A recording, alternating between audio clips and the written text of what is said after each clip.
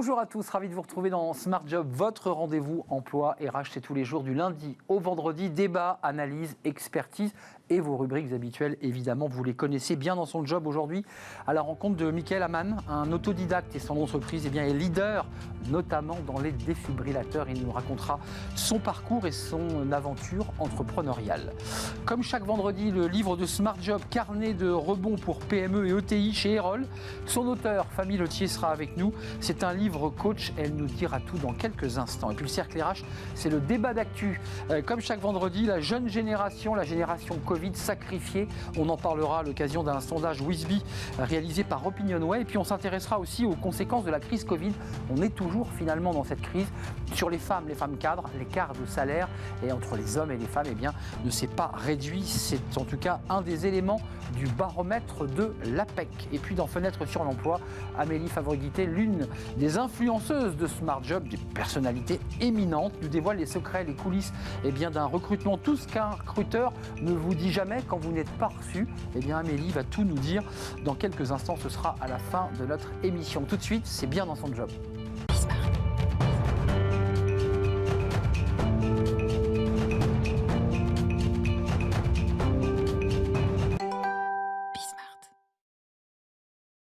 Bien dans son job, à la rencontre aujourd'hui, comme je l'évoquais, d'un entrepreneur. Alors, au parcours particulier, Michael Amann, merci d'avoir répondu à notre invitation. Président de D-Sécurité Group. Pour vous situer, vous êtes le leader, votre entreprise en tout cas est leader dans les défibrillateurs. Pas facile à dire. Et puis, on parlera aussi des purificateurs d'air, parce que c'est un autre secteur que vous développez et qui a le vent en poupe. On va en parler avec vous, parce que ça cartonne. Et depuis le début, ça fonctionne bien. Mais j'ai envie que vous me parliez un peu de vous, parce que vous n'êtes pas l'entrepreneur classique, vous ne sortez pas d'HEC, vous n'avez pas fait des grandes écoles, vous étiez pompier de Paris. C'est ça. Comment ça se passe? Comment on passe de pompier de Paris, caporal, à devenir entrepreneur? Vous l'aviez déjà en vous, ça? Alors, en fait, c'est parti déjà de très jeune, parce que quand j'étais déjà enfant, je voulais déjà entreprendre avec mon oncle qui a 10 ans d'écart avec moi. Et puis, les années ont passé, j'ai fait des études en mécanique auto où j'ai vu que j'aurais pu aussi également monter un business dans ce métier-là. Et puis, la passion, après, est partie sur la partie pompier. Et quand on arrive en tant que pompier de Paris, on a là aussi l'avantage de pouvoir être nourri, logé, et on a cette possibilité d'investir. Et ce que j'ai fait, j'ai investi dans l'immobilier, j'ai investi dans un restaurant sur Lyon, et puis j'ai pris le goût de l'entrepreneuriat à ce moment-là, et je me suis dit, après les pompiers, qu'est-ce que je vais pouvoir faire? La reconversion était déjà dans votre tête. Exactement. J'avais déjà quelques années de volontaire avant d'arriver à la brigade des sapeurs-pompiers de Paris, et puis quand je suis rentré à la brigade, j'ai pu découvrir vraiment un vrai métier qui m'a fait progresser aussi personnellement. Et quand on est aussi dans ce métier, j'ai pu aussi progresser en tant qu'instructeur.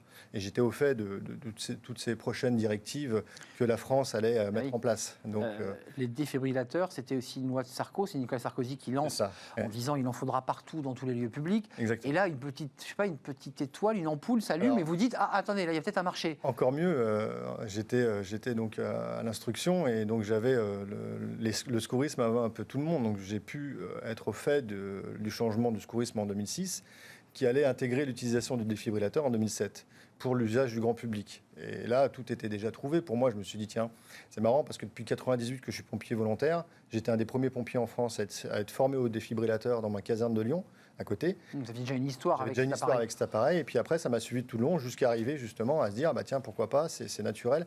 Et je me suis dit, je ne peux pas être le premier. Et si, j'étais le premier à me lancer dans le monde du grand public, parce qu'il existait déjà dans le monde des pompiers ou de l'urgence. Professionnel, c'est vrai. Et ça a été tout de suite C'était embarqué dans le camion, le défibrillateur. Exactement, ouais, tout à fait. Généralisé depuis 2005, c'est pas si vieux que ça. Il y a une loi qui va généraliser ce défibrillateur. Et là, à ce moment-là, vous êtes déjà en bascule, vous avez créé votre structure. Comment ça se passe là? Eh ben, en fait, moi, ma structure, c'était de se dire, je suis instructeur de secourisme, je vais vendre du secourisme et puis je vais vendre le produit en même temps. Donc mon business model en janvier 2007, c'était ça. Et le 4 mai 2007, une loi passe comme quoi tout le monde peut utiliser un défibrillateur sans formation, tout simplement parce qu'il est complètement sécurisé. Patatras. Et oui, il ne fonctionne que sur une personne en arrêt cardiaque, donc changement de business model. Et je me dis, bon, bah, je ne suis pas fabricant, mais je vais vendre un service qui est la maintenance, parce qu'il faut un suivi derrière. Et là, je me spécialise dans la maintenance. Mais rien n'est fait. C'est-à-dire qu'il n'existe aucune loi, aucune directive, aucun décret. Donc, je suis allé voir l'AFNOR en disant, il faudrait normer un produit parce qu'il n'est pas encore adapté au niveau du grand public. Ils me disent, on ne peut pas normer un produit, ça c'est un marquage CE, on verra ça plus tard.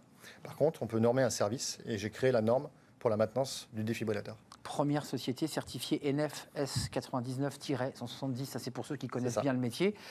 Et puis ensuite, ça décolle, parce que vous êtes spécialisé d'abord dans les défibrillateurs. Ça fait 14 ans que l'aventure dure et se développe. Gestion d'un parc de 15 000 défibrillateurs. C'est ça. Et puis on parlera des purificateurs un petit peu plus tard. Donc là, votre business model, il évolue. Il évolue, mais la loi d'obligation n'est toujours pas passée. C'est-à-dire que là, on est en plein changement de gouvernement, où tout s'arrête, où il y avait eu des projets de loi avec Xavier Bertrand, qui était ministre de la Santé à l'époque. Et du coup, tout s'arrête et en fait, on passe dans une phase de 5 années, j'appelle ça la stagnation quinquennale, où on a en fait, du coup, vogué sur une pseudo peut-être loi qui allait arriver. Et les collectivités ont quand même fait l'effort à se doter, mais ils attendaient quand même la loi. Mais attendez, pour qu'on se le dise simplement, on est bien d'accord, vous n'avez pas une usine du côté de Lyon, parce que vous venez de Lyon. Oui. Vous avez des techniciens et des ingénieurs qui fabriquent. En fait, on met en service les appareils. Vous mettez en service. Hein. Voilà, on les forme et on met en maintenance. Et on est représentant de marques mondiales qui sont connues mondialement. Asiatiques ou pas, globalement? Non, Europe. Nous, on travaille avec l'Irlande. Donc, voilà, donc, et puis essentiellement, donc, on reste sur le bassin européen. Alors, 40 salariés. Je précise, parce qu'on est émission emploi, c'est l'occasion de pouvoir pousser votre appel. Vous recrutez 10 collaborateurs. Un peu moins maintenant, parce que, du coup, on a réussi à trouver, et ça c'est bien. Là, en ce moment, on recherche beaucoup de techniciens, parce qu'on a un parc. Alors, on a eu une grosse croissance ces derniers temps, parce que la loi, justement, sur les défibrillateurs est passée, elle a été votée en 2018, et donc, du coup, elle vient d'être appliquée à partir de 2020, suivant pour les établissements recevant du public, suivant la catégorie. Donc là, on est sur la 4e catégorie. Donc, du coup, on a une croissance assez importante, qui représente plus de 40% en ce moment, et donc, on est en recrutement constant. Alors, du recrutement, parce qu'il y a un besoin. Cette loi accélère évidemment la mise en place de ces défibrillateurs. Écoutez, je vous le dis un peu abruptement. Moi, j'ai un défibrillateur devant moi avec quelqu'un qui a un arrêt cardiaque. Objectivement, je n'ose pas m'en servir. Je ne sais pas comment ça marche. Enfin, c'est bien beau de le mettre dans un lieu public, mais enfin, encore faut-il savoir appuyer sur les boutons, gérer le truc. En fait, il faut juste l'allumer parce que l'appareil, il va vous parler, il va vous guider. Ça a été tout l'effort que j'ai fait pendant des années. Pour ça, quand j'ai été leader, c'est de faire progresser aussi les fabricants sur leur matériel, parce qu'avant, c'était destiné qu'à des professionnels. Qui savaient s'en servir. Exactement. Donc là, on a changé les langages. Ils ne parlent plus de RCP, qui est le massage cardiaque, c'est la réanimation cardio-pulmonaire. Ils sont là même jusqu'à vous guider dans la profondeur du massage en vous disant appuyez plus fort, appuyez plus vite, parce que du coup, ce qui est bloquant, c'est pas forcément... On se dit, on ne sait pas masser, ce qui est faux, parce que tout le monde sait qu'il faut appuyer sur le thorax. C'est en fait, on a peur de faire mal. Alors que la personne, si vous ne faites rien, elle a 0 chance de survie. Il vaut mieux faire quelque chose et essayer de lui sauver la vie que de rien faire et d'être spectateur. Alors, vous basculez, là c'est un peu plus tard évidemment, parce que les défibrillateurs c'est le début de votre aventure, parce que c'est aussi un peu votre histoire de pompier, donc il y a une forme de cohérence, et un prolongement finalement. Là, vous vous lancez dans les purificateurs d'air, qui lui aussi est un marché en plein boom, pour 2 raisons simples, c'est que les villes sont engorgées par des nuages de pollution, et que les collectivités décident à certains endroits de les installer dans des écoles, dans des lieux publics. Là c'est pareil, vous recherchez des salariés, ça se développe, comment ça se passe votre business? En fait, ça part déjà du constat du pourquoi. Le pourquoi, c'est pour aller plus loin, la prise en charge de l'arrêt cardiaque. Si je pouvais aller avant l'arrêt cardiaque, c'est de limiter les décès. J'ai étudié le nombre de décès et la première cause de mortalité dans la maladie, c'est le cancer. Bon, je n'ai pas pour vocation de trouver un remède contre le cancer. La deuxième cause de mortalité en Europe, c'est 14% des décès, c'est la pollution. Je ne parle pas des maladies professionnelles qui vont être derrière. Pollution atmosphérique. Vraiment des décès. Après, en plus, il y a d'autres facteurs sur la pollution. Les maladies, les malformations, tout ça. Donc du coup, le purificateur d'air est déjà présent dans plein de pays dans le monde entier. Et il arrive justement à ce moment-là, en 2017, en France. Suite à la loi du Grenelle, toujours appuyer sur des lois, des directives, des changements de décrets. Et là, effectivement, je commence à proposer ces appareils avec tout le système de maintenance, de formation, de suivi, parce que ça ne sert à rien de laisser un produit s'il n'est pas opérationnel. On l'a vu dans les défibrillateurs, on le voit encore aujourd'hui. Il y a de nombreux défibrillateurs qui ne sont pas entretenus parce qu'il y a une mauvaise communication des fabricants. Il est là, il dort. Voilà, il est là. Les fabricants ont dit qu'il n'y a pas forcément besoin parce qu'ils n'avaient pas forcément le service derrière qui suivait. Donc du coup, il y a une mauvaise communication qui est en train de changer en ce moment. Et c'est un puis, marché d'ailleurs. Hein, c'est un gros marché. C'était votre idée de base, hein, la maintenance des produits. Hein. Et d'ailleurs, le 26 mai dernier, une directive européenne a justement augmenté encore les obligations sur les fabricants pour avoir la maintenance. Et là, on est en train de militer pour faire une norme vraiment dédiée défibrillateur. D'ailleurs, Mickaël, je fais une parenthèse avant de parler des purificateurs, mais c'est la même maintenance qu'on devrait avoir sur les extincteurs. Il y a Exactement. des commissions de sécurité qui viennent, qui vérifient si l'extincteur fonctionne, Tout à fait. s'il n'a pas été arraché, puisqu'il y a des ou détérioré de manière à ce que... Exactement. Voilà, et c'est la même chose, c'est ce que vous souhaitez. Tout à fait. Purificateur, c'est quoi? C'est un marché concurrentiel, c'est un marché en développement. Qui vous achète vos purificateurs? En 2017, on était les premiers. Donc du coup, vous êtes toujours les premiers. Exactement. Donc on communique sur la pollution, sur les germes, sur les virus. Et là, le Covid est arrivant. Le Covid arrive, effectivement, il nous a fait bondir en activité. Alors très bien, parce qu'on a pu embaucher énormément. Donc on a pu donner des emplois pendant que d'autres, malheureusement, en enlevaient. Et nous, aujourd'hui, du coup, on s'est vu aussi arriver au niveau de la concurrence. La concurrence, comme pour les défibrillateurs. Oui. Et en fait, ce marché, nous, défibrillateurs qu'on connaissait, où la concurrence, elle a mis 10 ans à arriver, à cause du Covid, ou grâce, je ne sais pas, ça dépend. En 6 mois, il y avait la concurrence. En 6 mois, tout le monde était là, et avec des produits qui... Dans le défibrillateur, c'est un matériel médical. Le purificateur, c'est un matériel de bien-être. C'est pas la même loi, c'est pas la même... Il nous manque là-dessus, oui, absolument. Donc là, on a un peu moins d'armes pour se battre. Avant de nous quitter, Mickaël Amann, là, vous avez un chiffre d'affaires de 6 millions d'euros, vous avez 40 collaborateurs, vous en allez avoir 50 dans 6 mois. Vous vous arrêtez où? C'était quoi votre défi en quittant la caserne? Moi, très simplement, mon métier, ça a toujours été de sauver des vies. Donc si je peux continuer à trouver des moyens de sauver des vies et d'améliorer la sécurité et la santé en France, je continue à trouver. Je ne suis pas un fabricant, je suis un homme d'idées, je suis un homme de vision.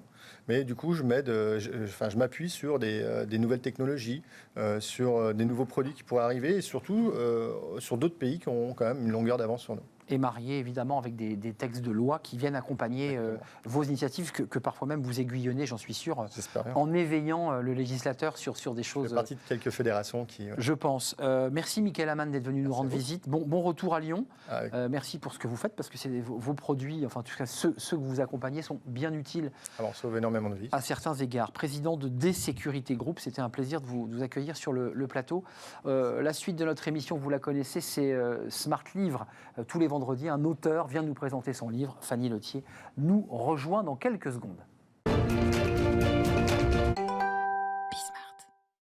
Le livre de Smart Job, comme tous les vendredis, avec son auteur Fanny Lottier. Bonjour. Bonjour. Merci d'être là. Votre livre, et on va parler de votre parcours, parce qu'il est intimement lié à ce livre qui est sorti chez Erol, Carnet de rebond pour PME et ETI. Vous l'appelez livre coach. Oui.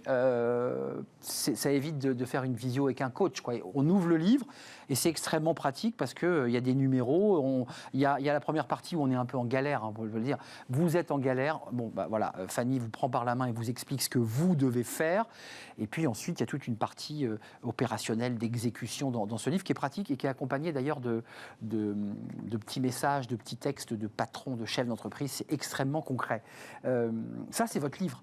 Oui. Et puis votre parcours est intéressant parce que vous êtes une fonctionnaire passée par l'ENA, le CIRI, Comité interministériel de restructuration industrielle, BPI France, toujours dans l'accompagnement des fonds d'investissement PME, et puis là, vous êtes maintenant entrepreneur et vous dirigez Généo avec un associé, et vous restez dans la même filiation, c'est-à-dire de l'investissement en fonds d'investissement pour les PME.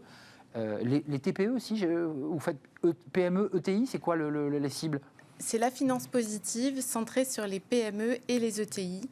L'envie, en fait, de fabriquer des champions français qui vont créer de la valeur et créer de l'emploi partout dans les territoires. Alors, j'ai plein de questions sur votre parcours, mais d'abord sur votre livre, parce que vous êtes venu aussi parler de votre livre. C'est pas facile d'écrire un livre, ça prend du temps. Pourquoi vous avez décidé de l'écrire ? Vous êtes une femme très occupée. Pourquoi avoir décidé d'écrire ce livre ? Parce que je pense que dans mon parcours, que vous avez rappelé rapidement, j'ai eu la chance de côtoyer des milliers d'entrepreneurs. Et chaque entreprise étant différente, c'était autant d'expériences différentes qui m'ont énormément appris et que j'essaye de transmettre. Alors, je les transmets au quotidien dans mon métier d'investisseur, puisque Généo a déjà investi dans 12 sociétés. Mais j'avais envie d'en faire profiter le plus grand nombre. Et donc, j'ai essayé de coucher sur le papier avec, d'ailleurs, vous l'avez vu, 20 autres contributeurs au livre. Eh bien, dont le CV est à la fin du bouquin. M'avait appris. Ouais, les CV de ces contributeurs sont à la fin, on peut voir leur parcours. 9 clés de succès, 38 leviers, alors c'est chiffré, on les voit, oui. Il y a des leviers à activer.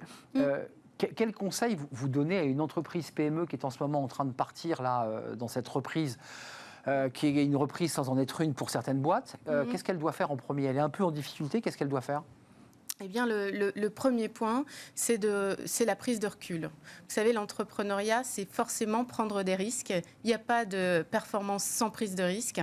Parfois, il y a des petits accros. Ou des gros. Ou des gros. Au fond, ce qui compte, c'est de toujours conserver sa lucidité, savoir s'entourer. Le principal actif de ce livre, je pense, sont les outils d'autodiagnostic pour justement faire cette prise de recul et s'entourer de l'équipe qui va permettre le rebond, qui va permettre de renouer vers la croissance durable. Ce livre-là, quand vous auditez, quand vous auditionnez des entreprises qui veulent recevoir des fonds de Généo, vous leur donnez au passage, vous leur dites, tiens, prenez mon livre, ça peut vous aider. Comment vous faites? Alors, je leur donne les deux. Avant Carnet de rebond, il y a eu Carnet de croissance. Carnet de croissance, et exact. au fond, c'est deux faces d'une même pièce. Il faut travailler et activer les leviers de croissance. Il faut aussi travailler la performance, la résilience pour faire des entreprises pérennes et une croissance soutenable. Vous me disiez en préparant l'émission que finalement, votre fil rouge à tout ça, au-delà du fait que vous étiez toujours finalement dans la banque, dans l'investissement, c'était l'emploi. Oui. La finalité, c'est l'emploi, c'est pas l'investissement et la finance. C'est ça, moi je suis flamande, je suis née dans les Hauts-de-France, sur une terre où j'ai compris l'importance de donner un job à chacun. Je me suis engagée dans la fonction publique pour servir mon pays, pour créer des jobs. Et j'ai trouvé dans l'entrepreneuriat ce même élan, cette même niaque, cette envie de servir son pays, de s'engager et de donner un job à chacun. Et donc je dis souvent que l'intérêt général, c'est le service public et l'entrepreneuriat. C'est les faces d'une même pièce, deux faces d'une même pièce finalement. Exactement. Généo, c'est intéressant parce qu'on ne le sait pas. Le capital de Généo, ce sont des grandes entreprises françaises dont vous ne donnerez pas le nom, mais qui sont venues abonder votre fonds, investir dedans. Et puis elles vous ont dit quoi? À vous de jouer? C'est ça, elles nous ont dit faites du capital entrepreneur qui maîtrise le temps, qui permet d'accélérer quand on peut, de prendre son temps quand il faut. Ils ont fait des grandes entreprises de croissance, on en a 140 qui sont actionnaires chez nous. Ils savent ce que c'est que de laisser un groupe qui va laisser des marques, laisser des traces. Il faut du temps, il faut de l'agilité, il faut savoir rebondir, il faut oser et ils nous demandent de faire ça, voilà, d'investir de façon entrepreneuriale chez ceux qui vont faire les futures grandes histoires. Et donc ceux qui vont créer les emplois de demain, parce que j'imagine qu'il y a beaucoup de personnes qui se bousculent au portillon de Généo. Vous choisissez, vous sélectionnez, vous triez, comment ça se passe? On est focalisé sur ce passage de PME à ETI. Vous savez, on parle souvent du Mittelstand allemand. Il n'y a que 2% des entreprises françaises qui sont des ETI et pourtant c'est un tiers de la valeur ajoutée française. C'est ça votre enjeu, c'est de pouvoir leur donner cette dimension. Oui. C'est le scale-up de PME, pas seulement de start-up, mais aussi de PME, pour avoir un effet d'entraînement sur la création d'emplois, parce que ce sont des entreprises enracinées en région qui ont des effets locomotives dans leur territoire. Et si elles décollent, tout le monde décollera derrière elles. Pour revenir sur ce livre, vous qui avez un regard finalement assez panoramique de l'état et la situation économique de nos PME, de nos belles PME, puisque on l'entend, ce sont des PME qui peuvent aller vers les ETI. Oui. Elles se situent comment, nos belles PME, en cette rentrée-là? Elles sont dans l'inquiétude, elles se disent c'est reparti, ça dépend des secteurs? Je veux dire que ce plan qui a été massif a quand même permis de passer. Et c'est déjà important. Même si on a gagné du temps, on a le temps de travailler. Et là, le mental fait toute la différence. Moi, j'ai la chance de travailler avec des chefs d'entreprise conquérants qui se disent c'est le moment de faire des acquisitions, de faire des innovations, mais surtout de prendre la mesure des transformations. Une crise, c'est l'accélérateur de transformation qui était déjà à l'œuvre. Oui, mais là, on les a vus, mais là, il faut accélérer. Et donc, aujourd'hui, les deux sujets à mettre sur la table du board, c'est le digital et les transformations sociétales. Devenons des entreprises à impact positif. Pour ne pas dire entreprise à mission. Ça, c'est un sujet. Alors, on peut l'appeler mission, raison d'être, engagement. L'essentiel, c'est de se dire qu'on ne fait pas de la RSE que pour compenser ces effets négatifs. On essaye aussi d'attirer les talents, de se différencier auprès des clients en apportant quelque chose de positif à la société. Et ça, c'est aujourd'hui un sujet qui n'est pas de la RSE, c'est un sujet de stratégie, d'innovation produit, d'innovation service. Vous placez ce sujet-là non pas au niveau de la RSE ou de la RH, mais vous le placez, vous, au niveau de la stratégie? Au niveau du conseil d'administration. C'est un élément du COMEX. C'est essentiel. Ceux qui ne passeront pas à cette réflexion-là, à ce niveau-là, ne seront plus là dans 10 ans. Pour moi, l'impact, c'est la nouvelle disruption. Pourquoi d'ailleurs? Parce qu'ils n'auront plus les talents pour venir nourrir leur stratégie? C'est ça, il faut aujourd'hui donner du sens. Après 2 années de télétravail, qu'est-ce qui va faire que les gens aient envie de revenir dans l'entreprise, de s'impliquer, de se motiver? Et qu'est-ce qui va faire que nos clients achètent nos produits et pas ceux d'un autre? Ceux qui ne seront pas capables de proposer les innovations dont nous avons besoin pour répondre aux problématiques sociétales seront déréférencés par les chasseurs de tête et par les grands groupes. Et par les consommateurs aussi, Et d'ailleurs. par les consommateurs qui votent avec leurs pieds. Exactement, ou avec leur carte bleue, d'ailleurs. Un dernier mot, comment ça se passe, Généo? Vous auditionnez, vous auditez. Votre métier, c'est toujours un peu évanescent de se dire, j'ai un fonds, concrètement, vous auditionnez, vous recevez des entreprises. Comment ça se passe? Oui, c'est ça. On reçoit à peu près 400 entreprises chaque année.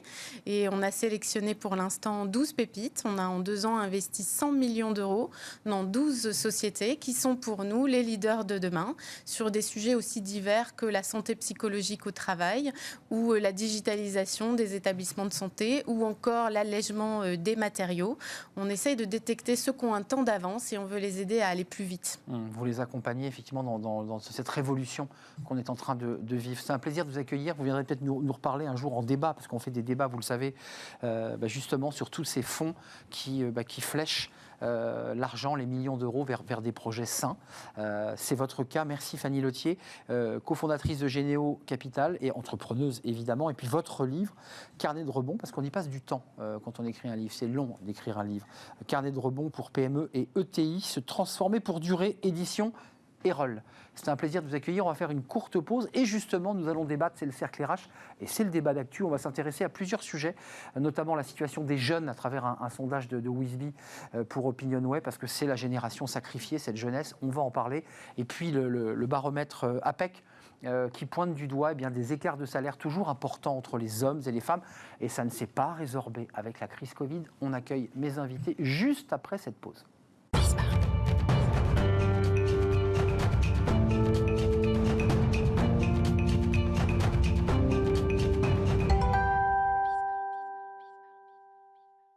Le cercle RH, notre débat quotidien, le débat d'actu hebdomadaire avec mes invités. Il y a plusieurs sujets sur la table. La situation des jeunes, parlons-en de ces jeunes, on parle de la reprise, mais il y a une génération de jeunes diplômés qu'on appelle la génération Covid. Est-elle la génération sacrifiée? Puis on s'intéressera aussi à la situation des femmes, parce qu'il y a le baromètre de l'APEC, très intéressant, toujours très commenté, qui indique que le Covid n'a pas amélioré la réduction des écarts de salaire entre les femmes et les hommes, bien au contraire. Et puis ce sont des femmes commentées toujours dans ce baromètre, qui ont été très impactées par ce télétravail, la charge mentale, la difficulté de devoir gérer multiples tâches. On va en parler avec mes invités, mes experts du jour. Jean-Claude Beaujour, merci d'être là, avocat international en droit des affaires, vice-président de France-Amérique. On vous écoutera sur tous ces sujets. Jean-Michel Garrigue est à vos côtés. Bonjour Jean-Michel, ça faisait longtemps que vous n'étiez venu sur notre plateau, directeur associé en charge des RH et du développement chez BLB Associés. Merci d'être là. Et puis Stéphane Marchand, rédacteur en chef du magazine Pour l'Écho. En une, sommes-nous vraiment nuls en économie? On est nuls en économie ou pas? On n'est pas très bon, mais on n'est pas les seuls. Bon. Et puis on peut dire qu'on a de l'intuition parfois sans avoir de vraies connaissances. Donc à la française. Vous parlez de nos économistes?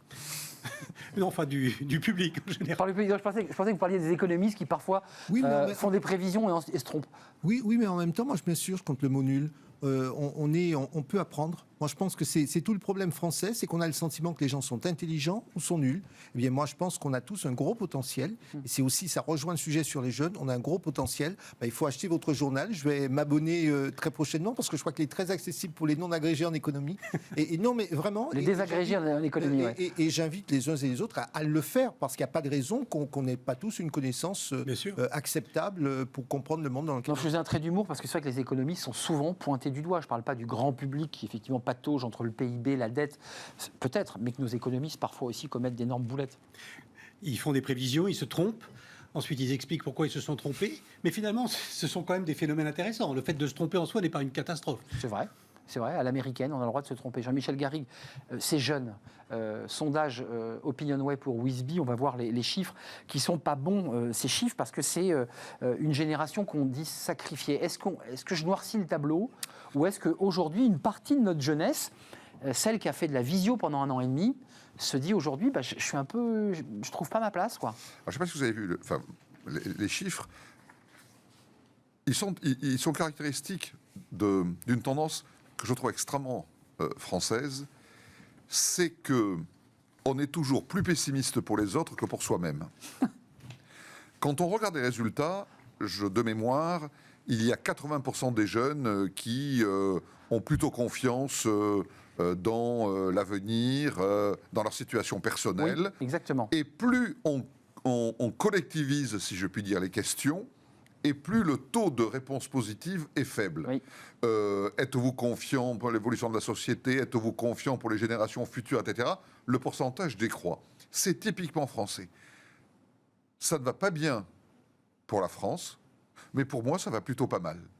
Alors, c'est vrai pour les jeunes, mais c'est vrai pour de nombreux autres sujets, sur l'impact de la crise, sur, je lisais récemment un sondage où on interrogeait justement des cadres et des non-cadres sur leur inquiétude vis-à-vis de la sortie de crise de Covid, de l'aide apportée par le On en est gouvernement. sorti, Jean-Michel. Enfin, moi, si j'écoute le gouvernement, ça y est, c'est fini. C'est la relance, la reprise et en avant. Alors c'est encore une reprise assistée, non pas par ordinateur, mais par le gouvernement, avec toutes les aides. Le jour où tout ça va commencer à s'estomper, la question du sondage était « Êtes-vous inquiet ?» Et globalement, les gens disaient « Oui, je suis très inquiet pour le pays, mais pour moi, non, ça va. » Stéphane Marchand et Jean-Claude Beaujour, 71% des 18-30 ans se considèrent être une génération sacrifiée. C'est un des éléments de ce sondage. Enfin, c'est quand même assez tragique quand même comme regard. Je ne sais pas comment vous le regardez. J'imagine que vous avez peut-être consacré un numéro à cette jeunesse, mais... Alors oui, c'est vrai qu'il y a quelques mois on l'a fait. L'expression génération sacrifiée est très dramatique, donc j'aime pas beaucoup ce vocabulaire qui exagère. Mais en revanche, ce qui est vrai, c'est qu'il y a beaucoup de jeunes. Alors individuellement, vous avez raison, hein, Jean-Michel Garrigue, en disant... pour moi, je suis optimiste. Pour la collectivité, je suis pessimiste. Cela dit, c'est vrai, il y a beaucoup de jeunes, j'en ai croisé 4 récemment, très récemment, qui ont des problèmes psychologiques aujourd'hui, après avoir passé une année quasiment clôturée chez eux, au moment précis où on a un besoin vital, que peut-être on a oublié à nos âges, un besoin vital d'échanger avec les autres de manière réelle, tangible, physique. Donc ça, c'est une réalité. Ensuite, les jeunes vont effectivement se retrouver, il y a 2 générations de jeunes qui se retrouvent sur le marché de l'emploi en même temps, les mêmes emplois et pour les mêmes stages. Donc, a priori, entonnoir. Ça fait un entonnoir. Cela dit, l'économie repart très fortement. On n'arrive pas à recruter dans beaucoup d'entreprises, donc peut-être que les deux vont se rencontrer pour créer une situation positive. Mais troisièmement, sur la question des aides publiques aux jeunes, et qui sont très importantes aussi, on publie dans une semaine, dans le nouveau numéro de Politico, une tribune de Neema Shafik, la directrice de la London School of Economics, qui dit, au lieu de redistribuer, c'est-à-dire de placer les jeunes dans une situation d'assistanat, inventons la prédistribution. Donnons à chacun, dès le départ, un capital qu'il utilisera soit pour des études, soit pour créer une entreprise. C'est évoqué d'ailleurs par des économistes qui disent qu'il faut un capital pour ceux qui n'héritent de rien, d'environ 120 000 euros. C'est développé. C'est une vraie idée. On apporte ce capital pour ceux qui n'ont pas d'héritage, pour ceux qui n'ont pas finalement les aides familiales. Et avec ce capital, ils peuvent évidemment d'abord vivre, développer, créer une entreprise, pouvoir avancer. Vous en pensez quoi? C'est très américain cette idée. Les Américains disent qu'on n'hérite de rien, on construit tout. On n'est pas des héritiers aux États-Unis. La différence effectivement que dans notre système, selon qu'on ait un patrimoine familial, voire un patrimoine intellectuel et éducatif, on a déjà une certaine longueur d'avance. J'ajoute, quand on vit en zone urbaine, ça fait 3 critères qui vous sur-avance. Parce que dans le sondage qui a été donné, et vous verrez le lien, dans le sondage qui a été donné, je pense qu'il faut faire il y a jeunes et jeunes, il y a des jeunes qui effectivement ont entre guillemets, une formation qui est porteuse, il y a les autres. Moi, je pense que plutôt que d'accompagner la dramatisation en disant une génération sacrifiée, je vais vous dire, il y a beaucoup de jeunes qui viennent de passer 2 ans en travaillant sur le digital et qui se retrouvent en Erasmus et qui sont très heureux d'être ici ou là et qui ont déjà quasiment oublié cette période parce qu'ils sont dans la vie, etc.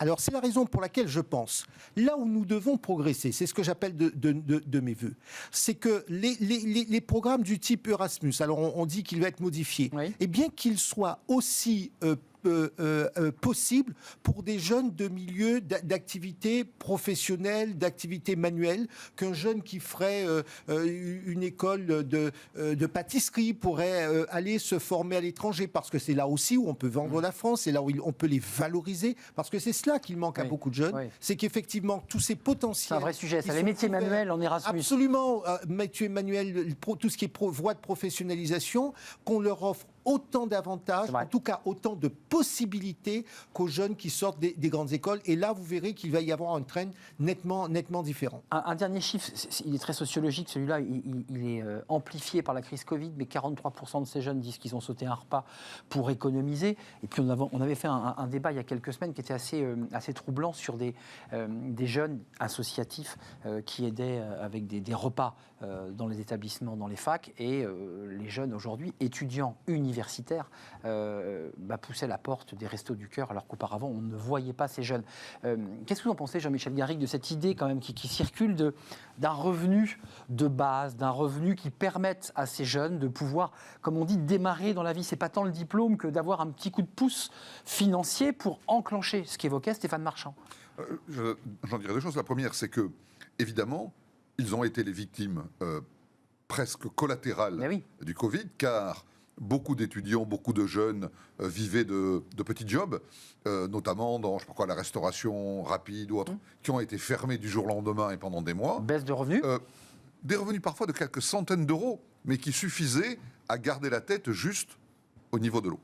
Au niveau d'allouer un revenu, bien sûr, mais l'idée est séduisante, mais à condition que l'on sache ce qu'on peut en faire, qu'on ait au moins un minimum de notions. Vous craignez la gabegie, quoi, de la dépense donner, on parlait 120 000 euros. Donner 120 000 euros à un jeune, une redistribution des richesses en amont. C'est ce que dit Thomas Piketty, voilà, pour le citer. Mais oui, alors, la cible habituelle des gens qui écoutent Thomas Piketty est probablement tout à fait capable d'envisager ce à quoi correspond. D'accord. Je ne suis pas sûr que les jeunes sans emploi, les jeunes sans éducation, les jeunes sans famille, les jeunes sans diplôme puissent apprécier d'une manière tout simplement objective et réaliste ce que représente un tel capital. Alors oui, là on pourra parler de dilapidation immédiate. Un dernier mot, parce que je veux qu'on parle des femmes. Ça, c'est le baromètre APEC est souvent extrêmement regardé, étudié pour savoir quel est le niveau du marché des cadres. Sur ces jeunes, votre économiste londonienne, enfin la directrice de l'école, elle dit quoi d'autre? C'est intéressant, sans nous déflorer évidemment le dossier que vous allez sortir en une, j'imagine, dans une semaine. Ce qu'elle explique, c'est que la redistribution est un enjeu à caractère très idéologique, constamment soit défendu, soit combattu. Ça fait perdre énormément d'énergie politique, d'énergie sociale et d'argent. Alors que la prédistribution a cet avantage d'intervenir à un moment où tout est encore possible. La redistribution, c'est de la rustine. C'est quand ça va mal et qu'on coltine. Et la France est un pays dans lequel les dépenses sociales, c'est-à-dire l'argent que l'on met pour essayer de colmater les inégalités, le plus haut d'Europe, gigantesque. Juste un petit point, c'est là où effectivement cet argent peut se retrouver. Alors je ne sais pas s'il faut donner exactement quand les jeunes sont encore étudiants, mais je pense aux porteurs de projets qui très souvent sont soit dans des situations où le projet n'est pas encore mûr, donc ils ont besoin d'un accompagnement, ils peuvent avoir besoin d'un accompagnement technique, un accompagnement financier. Et là on voit bien que ce qui patine, c'est que très souvent le besoin est trop faible par rapport aux bailleurs de fonds habituels. Donc c'est là où il peut y avoir quelque chose d'intéressant. Je précise que WISBIG commandait ce sondage à OpinionWay parce que c'est la plateforme Un jeune, une solution. Je précise qu'on est partenaire et donc on assume totalement ce partenariat. Ça a fonctionné, mais peut-être pas suffisamment. Il faut encore continuer à faire se rencontrer l'offre et la demande, parce que c'est ça l'enjeu. Et la qualité des formations, parce qu'il y a beaucoup de psychos et puis on cherche beaucoup de métiers de la tech. Donc ça colle pas, quoi. Besoin de personnel de santé. Personnel de santé. Enfin, il y a quand même beaucoup de postes non pourvus parce que ce qui sort en école correspond pas au... C'est l'adéquation est évidemment un problème. Bah oui, et ça marche pas très bien. Enfin, vous êtes d'accord? Oui, justement, la France est un pays, on l'oublie souvent, qui a la meilleure capacité de redistribution des richesses dans le monde. Généralement, on les redistribue après. On les redistribue en aide, en secours, en assistance, etc. Si on transforme l'aval en amont, qu'advient-il de ceux qui ont gâché l'amont et qui se retrouvent sans ressources en aval. C'est la cigale et la fourmi. Exactement. Bah oui. Mais c'est pour ça que je pense qu'il y a une idée à creuser et qu'il faut évidemment améliorer parce que le système actuel n'est pas satisfaisant. Moi, je pense que la fracture. Notre modèle social ? Non, c'est pas notre modèle social, mais globalement, on sent bien que si la France va mal, on a d'un côté une France qui gagne plus ou moins, des jeunes qui avancent, qui, même s'ils ont un petit peu de problèmes, mais vont finir par rentrer, puis tout ça, ça va se rééquilibrer, et puis des jeunes et ça décroche. Et puis ça décroche derrière. Donc l'idée, c'est comment fait-on en sorte pour que ceux qui sont les plus en amont, ceux qui ont franchement décroché, comment est-ce qu'on peut les accompagner ? Moi, je vous dis, nous voyons beaucoup de porteurs de projets qui ont besoin de financement. Alors, il faut que ce soit des financements supérieurs à ce qui est donné par l'ADI, parce qu'il y a aussi ce que fait l'ADI et qui est déjà très bien. Mais tous ces porteurs de projets, il faut les aider, il faut les éduquer pour éviter que l'argent que nous donnons ne soit gaspillé. Qu'il soit plus fourmi que cigale. Voilà, exactement, parce que ça va redonner une capacité entrepreneuriale à beaucoup de jeunes et on évitera les échecs, parce que finalement, si les gens gagnent pendant leur vie professionnelle, il n'y a pas de raison qu'après, ils soient en situation de demande, de désespérance. On tourne la page, parce que vous allez voir, les deux sujets sont un peu connexes finalement, qui sont les conséquences directes du Covid sur des catégories socio-professionnelles, sur des jeunes et sur les femmes. Écoutez ce que dit le directeur de l'APEC, il était notre invité cette semaine. C'est le fameux baromètre de l'APEC sur la situation des salaires des cadres. Et ils sont allés plus loin sur la situation des femmes. Et écoutez ce qu'il en dit, la situation est un peu inquiétante. La crise Covid arrive, et là, ce qu'on redoutait un peu l'an dernier, on avait un peu alerté sur le fait que des marges de manœuvre salariales réduites, il ne fallait pas que ça ait comme conséquence d'abandonner cet objectif de réduction des inégalités. Et malheureusement, non seulement on n'a pas progressé pour réduire ces inégalités en 2020, mais au contraire, on a fait un pas en arrière. On est remonté à 15% d'écart salarial, c'est-à-dire c'était vraiment un pas en avant, un pas en arrière, et on se retrouve au même point. Là, je pense qu'il y a quelque chose qu'il faut absolument collectivement prendre en considération comme étant un objectif qui doit résister à ces périodes de crise et s'imposer vraiment comme une exigence. Stéphane Marchand, vous auscultez l'économie à travers votre magazine Pour l'Écho.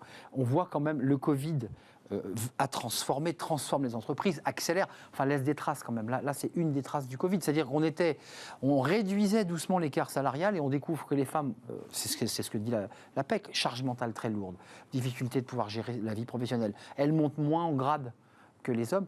Vous avez une baguette magique, on fait comment là ? Non, il n'y a pas de c'est compliqué. C'est vrai que c'est un peu décevant parce que il y a eu, je crois, il y a 10 ans, la loi Copé-Zimmermann qui a installé la parité dans les conseils d'administration.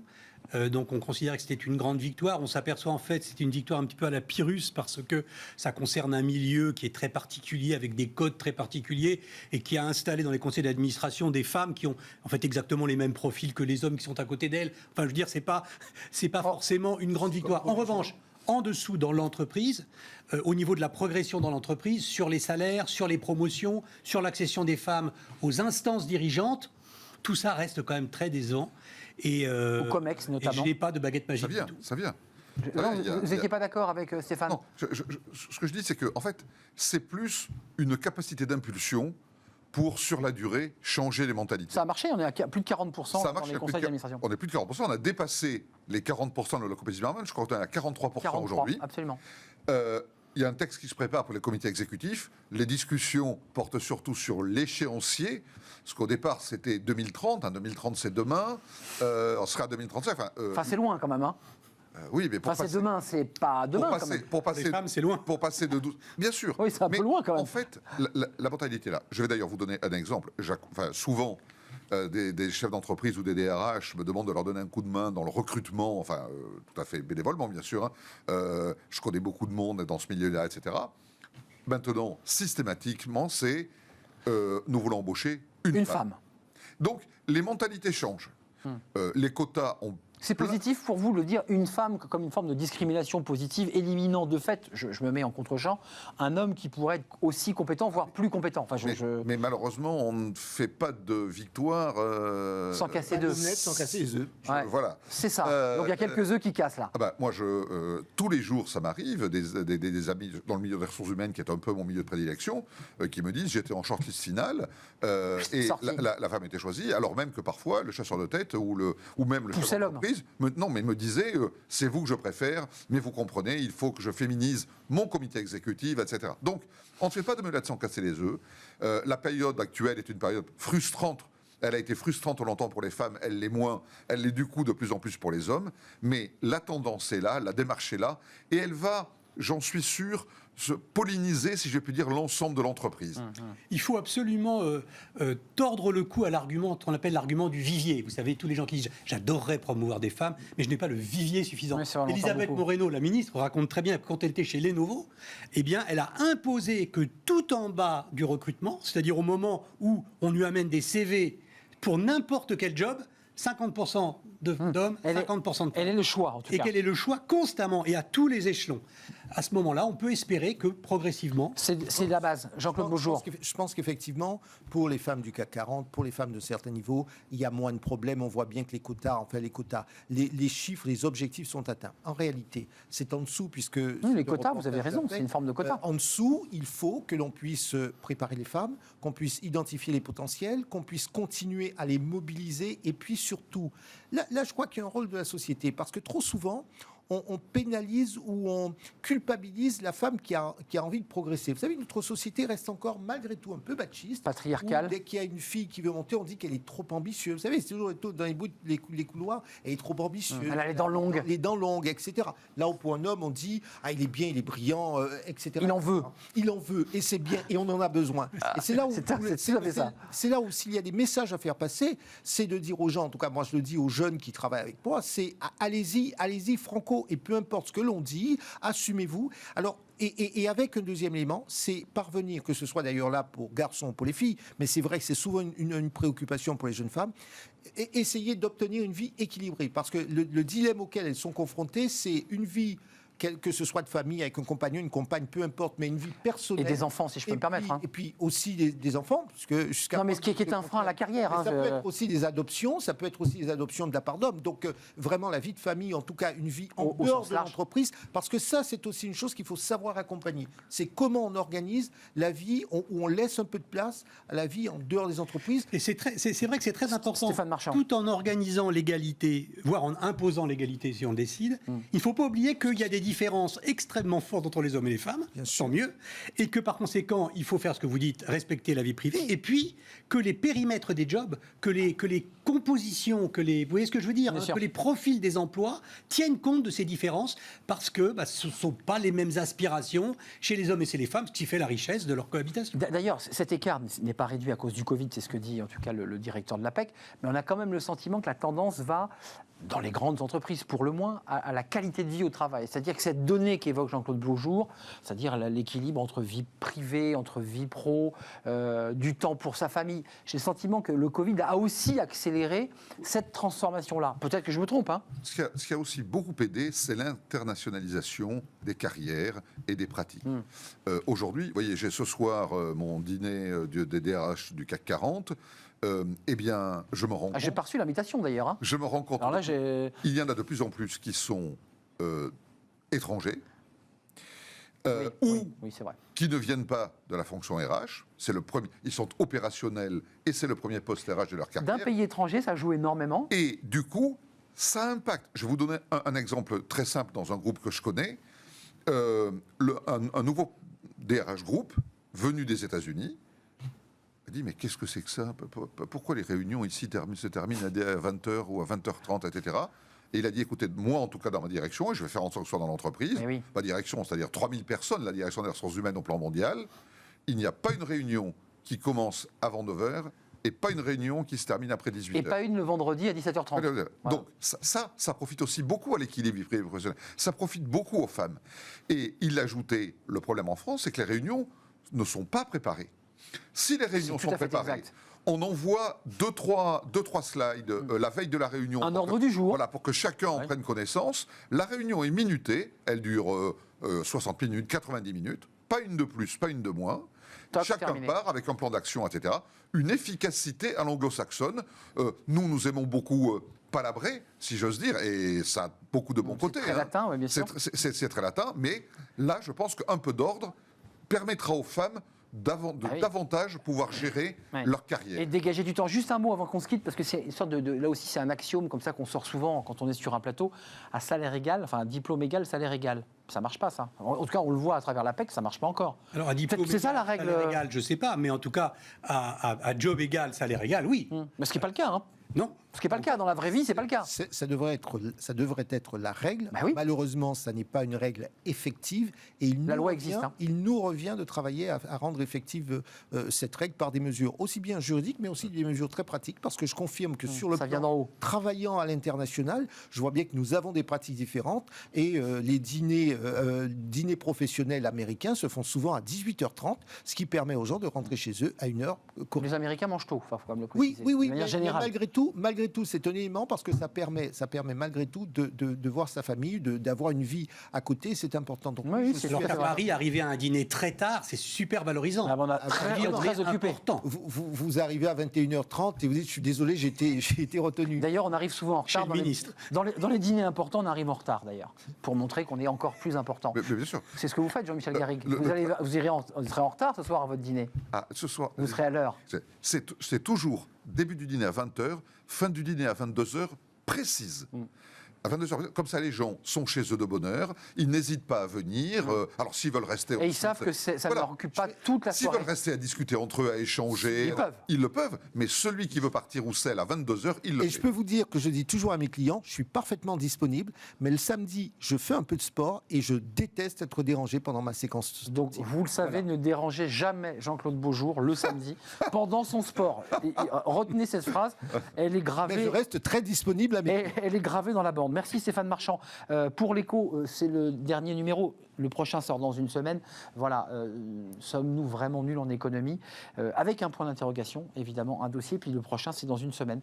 Sur Que pèse la France ? Eh oui, là, vous ouvrez un gros sujet avec le débat australien, États-Unis, sous-marin. Sommes-nous devenus un petit pays? Comme aurait dit le général, vaste programme. Vaste programme. Merci Jean-Michel Garrigue. Je vous laisse filer à votre dîner parce que, évidemment, il y a ce dîner que vous évoquiez tout à l'heure. Directeur associé en charge des RH du développement chez BLB Associés. C'était un vrai plaisir. Et Jean-Claude Beaujour, à ne pas déranger pendant le footing, avocat international en droit des affaires et vice-président de France-Amérique. C'est un vrai plaisir de partager ce moment. On termine avec Fenêtre sur l'emploi. Amélie Favre-Guittet. Ça va intéresser Jean-Michel Garrigue. Tout ce qu'un recruteur ne peut pas vous dire, va tout nous dévoiler. Vous savez, quand vous n'êtes pas pris et qu'il n'ose pas vous dire pourquoi, Amélie va nous expliquer tout ça.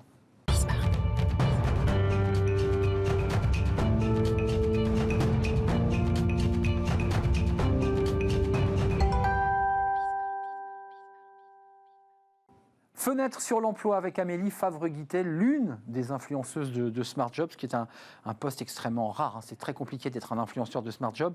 Merci Amélie, cofondatrice de Talent Management. Alors je le disais pour lancer cette séquence, cette chronique, c'est que vous allez nous raconter, parce que vous êtes de l'intérieur, finalement ce que les RH ne peuvent pas dire à un candidat, et notamment un critère de non-recrutement qui est la personnalité. C'est-à-dire, c'est compliqué. Pourquoi on ne le dit pas d'ailleurs pour commencer? Parce que le candidat déjà de base reçoit beaucoup de pression un peu de la société pour trouver un emploi rapidement et si possible un emploi qui fait sens pour lui parce que la quête de sens est aujourd'hui essentielle. Et en fait de base le recrutement on est censé faire des critères aussi objectifs. On va regarder votre comportement, comment vous faites quelque chose, on va regarder un peu votre motivation, pourquoi vous le faites, on va essayer aussi de regarder avec quoi, quels sont les outils que vous utilisez. Donc on est censé être très objectif. Et là on se dit la personnalité, est-ce que c'est quelque chose d'objectif ou pas qu'on peut juger? Alors les tests de personnalité fleurissent sur le web quand même pour juger un candidat et savoir si ça va matcher avec son manager. On peut les refuser. Tout à fait. Le candidat peut le refuser. Le candidat peut dire je le fais pas. Le fait pas. Et s'il le fait, il est en droit d'exiger, et en théorie c'est même obligatoire, d'avoir un feedback de son test de personnalité qui doit lui être expliqué. On ne doit pas le laisser juste avec un test de personnalité sans réponse. Et donc de base, on n'est pas très à l'aise du côté RH de dire on vous recrute pas déjà pour dire qu'on vous recrute pas à cause de vos compétences. Ils aiment pas trop ça. Mais leur dire on n'a pas fité en termes de culture, on n'aime pas trop votre personnalité, on n'a pas aimé les... Mais ça se dit pas, on le dit pas. Eh ben non, alors qu'en fait, c'est un fait.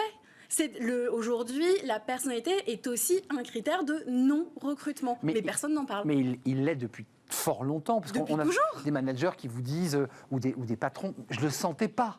c'est le fameux « je le sentais pas ». Alors nous, en cabinet de recrutement, on leur dit bon, alors il va falloir nous donner un peu plus d'éléments parce que je le sens pas, on va pas pouvoir l'expliquer au candidat.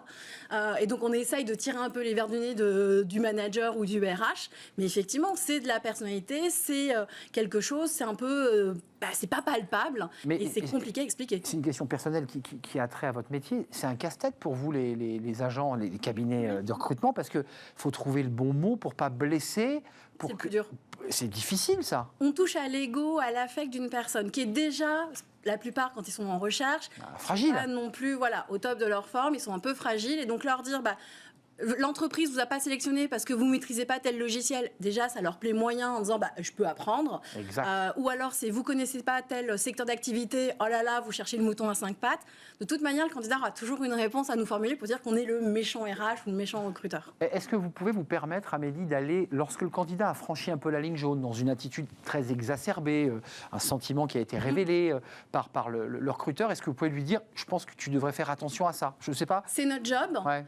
mais tous les cabinets de recrutement ou tous les recruteurs ne fonctionnent pas de la même manière. Pour certains, ça va être, moi, mon client, c'est celui qui me paye, donc c'est l'entreprise. Donc je bichonne l'entreprise. Je ne suis pas là pour bichonner le candidat. Donc il n'est pas pris, tant pis. Voilà, Quoi. il passe au suivant et très souvent, c'est les candidats qui ne reçoivent pas de réponse, même après un entretien, parce qu'ils ne sont pas valorisés. Et puis, il y a les autres et qui vont aussi, nous, dont vous, on va contacter le candidat et on va lui expliquer ce qui a été, ce qui n'a pas été, et ce que l'entreprise nous a fait comme retour. Mais toujours avec des pincettes, parce qu'il y a des petites choses qu'on ne peut pas forcément dire. On frôle des fois un peu la discrimination, faut faire attention, on a 25 critères sur lesquels il faut faire super gaffe. Donc si le manager, lui, a franchi la ligne, nous, on ne peut pas la franchir pour faire un retour au candidat, sinon c'est aussi de notre faute. Le candidat peut aussi nous en vouloir et faire une déclaration à la CNIL et tout ce qui va avec. c'est une situation quand même très délicate, vous êtes entre deux cymbales en fait, en permanence. On marche à chaque fois sur des œufs, et donc à chaque fois, il faut bien essayer d'expliquer, trouver les bonnes choses, mais jamais, et j'ai jamais vu un RH ou un manager dire à un candidat, je vous recrute pas parce que votre personnalité, elle me convient pas. Ça n'existe pas. Il vous le dit en off. Il va nous dire le fameux « je le sens pas ». Mais il va avoir du mal à nous l'expliquer un petit peu plus. Ça, c'est côté recruteur, c'est celui qui va faire passer l'entretien. Il y a quand même des choses qui sont assez discriminantes pour un candidat. Le candidat qui arrive avec un quart d'heure de retard, le candidat qui est fagoté n'importe comment. Tout ça sont des éléments essentiels. C'est des éléments qu'on va observer. Le candidat, comme vous disiez, qui est mal fagoté alors qu'il va être en contact avec le client tout le temps et qui doit représenter l'image de la boîte, effectivement, on attend quelque chose de lui. Le candidat qui arrive en retard, qui n'a pas téléphoné avant pour prévenir, qui ne s'est pas excusé en arrivant, forcément, ça amène à une mauvaise première impression. Donc, il démarre très mal son entretien. Le candidat qui est trop timide alors qu'il va être dans une équipe où c'est tous des fous furieux, il va mal s'intégrer. Et donc, tout ça, c'est des raisons pour lesquelles on n'a pas envie de prendre un candidat. Mais il pourrait presque lui dire, et c'est compliqué, mais vous lui dire, je pense que tu es trop timide par rapport à l'environnement. Mais ça, c'est violent pour celui qui le reçoit. C'est ultra violent à entendre. Et en fait, on n'est pas préparé quand on est RH ou recruteur. On n'a pas de formation dédiée à ça pour nous dire, voilà comment de psychologie. Il n'y a pas de cours là-dessus en RH. Parce que je pense que ça permettrait d'accompagner le RH pour trouver le bon mot, quoi. Déjà qu'en France, on n'aime pas annoncer une mauvaise nouvelle à un candidat, on ne sait pas dire non à un candidat. La raison pour laquelle beaucoup de candidats n'ont pas de réponse. Mais en plus de ça, on ne sait pas forcément vraiment le formuler. Concrètement, quel conseil vous nous donnez? Parce que souvent, il y a quand même un petit côté, on résout le problème avec vous souvent sur ce plateau. Là, j'ai l'impression qu'on est un peu enfermé. J'ai pas de réponse. Mais il n'y a pas d'issue, là. Il n'y a pas d'issue. En fait, c'est chacun en tant que RH, recruteur ou manager, c'est toujours continuer à avoir une analyse objective du candidat. Et si possible, moi, ce que j'aime bien faire avec les candidats, c'est un retour à chaud, c'est-à-dire à la fin de l'entretien. Comment tu as vécu le truc? Voilà, voilà ce que moi j'ai ressenti pendant l'entretien, voilà ce que j'ai aimé, voilà les zones qui sont encore un peu floues. Donc, si vous voulez me faire un nouveau retour, dites-le moi. Et ça, moi, j'aime bien le faire, mais bon, c'est toujours un peu touchy. Donc, il n'y a pas de formule miracle, chacun doit essayer d'avancer et les candidats doivent comprendre qu'il y a des fois où on ne peut pas leur dire parce qu'on ne veut pas les vexer, on ne veut pas les blesser. C'est intéressant, sans détour, de le dire avec des mots, parce que souvent, il n'y a pas de mots et c'est encore presque plus frustrant de ne rien avoir. Et on sent bien qu'il se passe quelque chose, mais on n'aura pas les mots. On n'aura pas les mots. Merci Amélie Fabre-Guittet, Talent Management, influenceuse, l'une des influenceuses de Smart Job. C'est très, très, très heureux de vous avoir accueilli sur le plateau. C'est terminé pour aujourd'hui. Merci à toute l'équipe. Merci à notre réalisateur Benjamin. Merci à Guillaume au son aujourd'hui. Merci à toute l'équipe. Fanny Griesmer, Margot Ruot. Merci à tous ceux qui m'accompagnent. Merci à vous qui nous regardez. Passez une bonne fin de semaine, évidemment, un bon week-end. Et puis on se retrouve lundi pour de nouvelles aventures. Bye bye.